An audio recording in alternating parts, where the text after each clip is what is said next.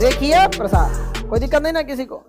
यही कारण है कि जब कभी हम रेलवे लाइन को बिछाते हैं, रेलवे लाइन को, तो उसमें रेल की लाइन को बिछाने के बाद ना एक ही रेल को नहीं जोड़ते हैं, बल्कि रेल, ये तो रेल है, पटरिया को क्या कहते हैं, रेल। इस पे चलने वाली को रेलगाड़ी, इस पे जो चलेगी वो क्या है, रेलगाड़ी।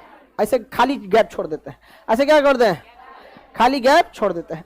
अभी खाली गैप में ट्रेन में उलट मत जाए, इसलिए एगो साइड से प्लेट जोड़ देते हैं, इसे फिश प्लेट कहते हैं। क्या कहते हैं, फिश प्लेट कहते हैं। क्या कहेंगे, फिश प्लेट कहेंगे। किसी को दिक्कत? अब ये खाली जगह क्यों छोड़ा गया बीच में? हाँ,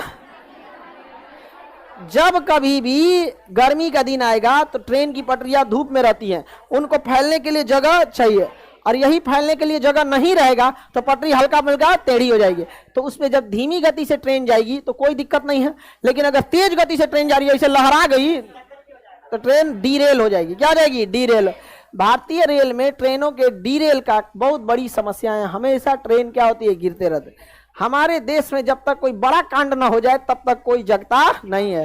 हर महीने एक आध गो मालगाड़ी गिरते रहती है, कभी यार्ड में जाएगी, कभी संटिंग में गिरेगी, कभी कुछ होगी, महीना 2 महीना पे एगो मालगाड़ी। लेकिन मालगाड़ी से किसी को क्या मतलब बनता है? अभी जो हुआ है उड़ीसा में, भयानक,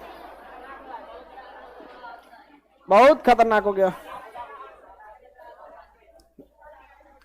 तो बताइए किस लिए फिश प्लेट जोड़ा जाता है? रेखीय प्रसार के लिए। किसके लिए? रेखीय प्रसार। किसी को दिक्कत? हट जाना, बबनी को जाने देना। जाओ बबनी, चल जाओगी ना, पता नहीं जा पाएगी कि नहीं, चलिए। किसी को दिक्कत नहीं रेखीय प्रसार में? क्षण में कौन सा प्रसार, कौन सा प्रसार? रेखीय प्रसार। किसी को दिक्कत नहीं ना?